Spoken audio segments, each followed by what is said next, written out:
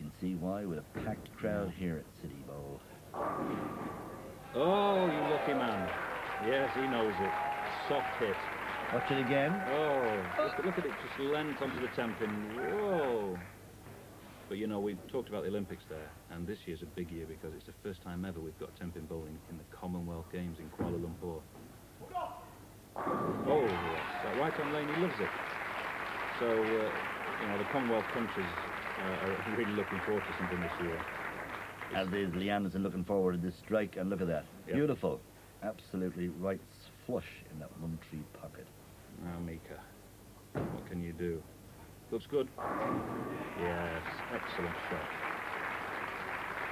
Another great action replay of that right in the socket again. See, he's used his eyes and he's used his mind. He's watched Leandersson and he's gone tighter on that left lane. He isn't swinging it as much. Well, strike 9 spare, 8 spare, strike, going for a double. He could use a double here. He really could use a double. That looks tight. Oh, yes. Oh, yes. That left lane's just, that right lane rather, is just grabbing that bit more. And he didn't keep his pace up.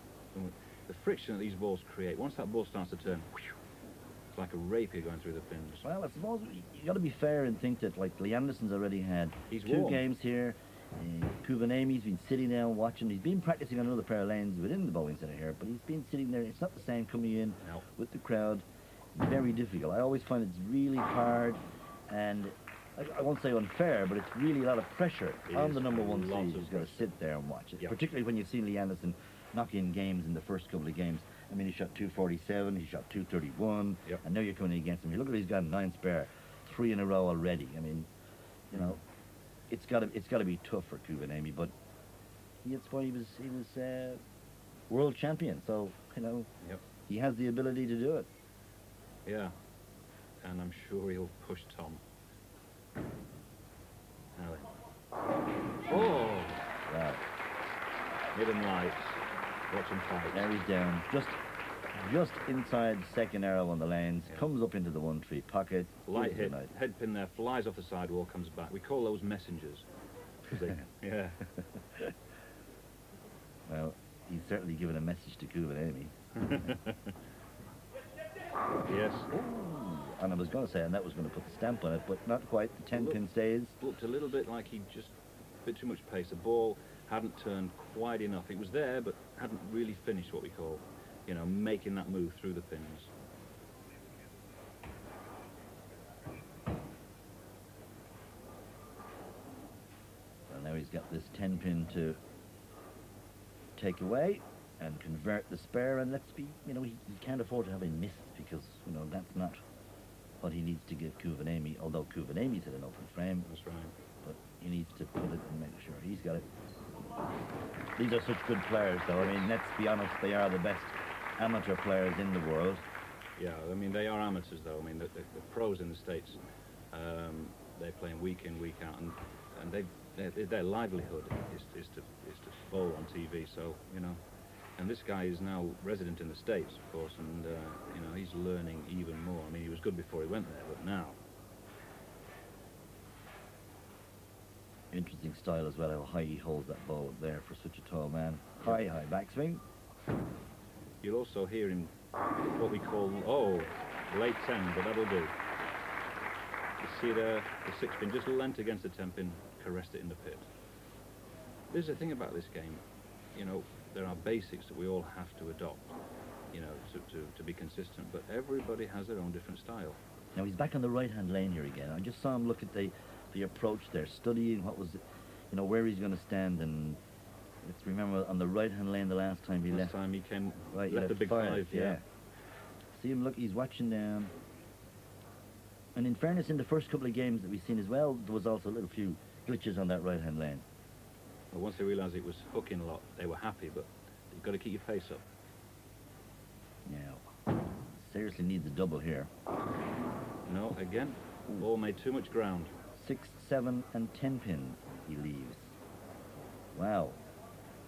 Now, that's certainly advantage to Leandersson. Oh, Thomas's heart will be beating even faster now.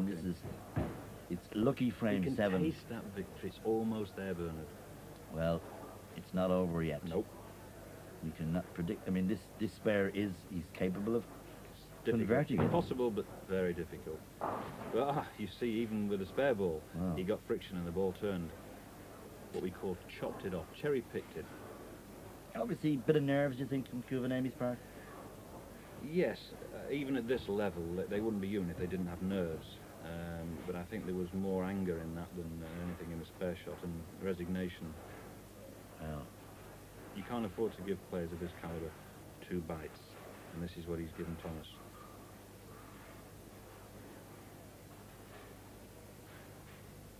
Yeah, and this is a massive occasion, obviously, but this isn't unique to them. They are... a late 9-pin. Watch this again. Oh, look at that. Just, there you go. Have some of that. Well, that's why he's after winning 3 majors this year, or 2 majors this year. He won the Irish Open, and that's where he got that look from, you see, because over there you get it. Oh, is that right? Kissing the Blarney stone, you get a bit of the Irish look, yeah. Did you give him a bit of coaching? I did, yes. Okay.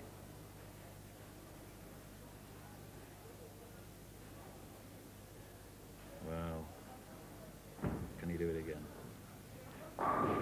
Just absolutely pushes the bus. Well, he knows now. Good night. Let's watch this again.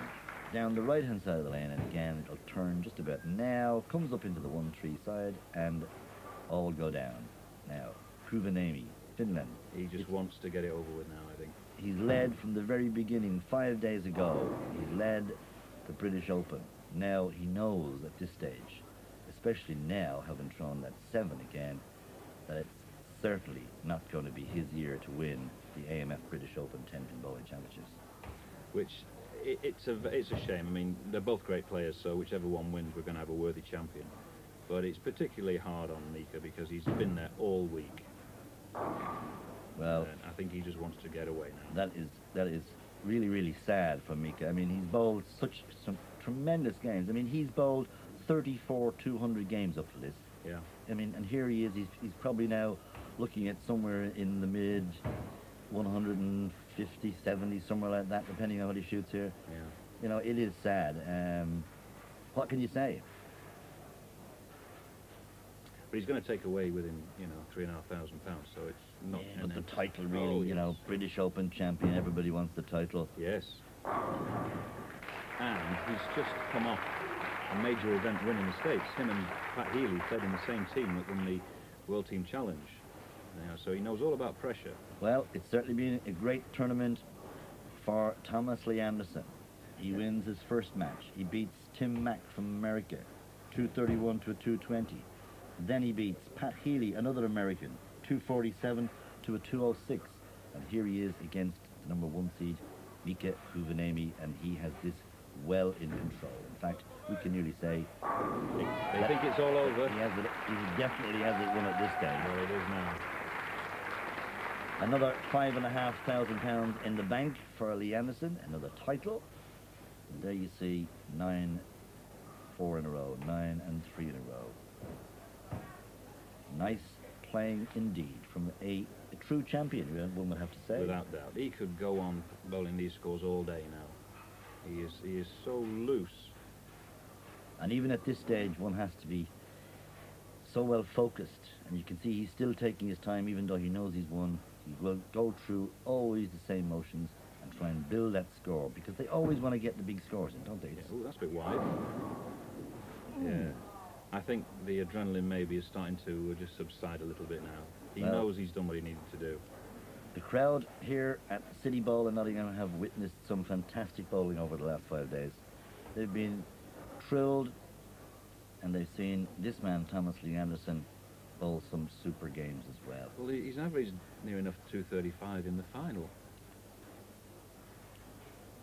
Right, can he convert the spare? Ooh, no. Unlucky. So that will give him a game of 235, and Tomas Leandersson is the British Open 10-pin bowling championship winner for 1997.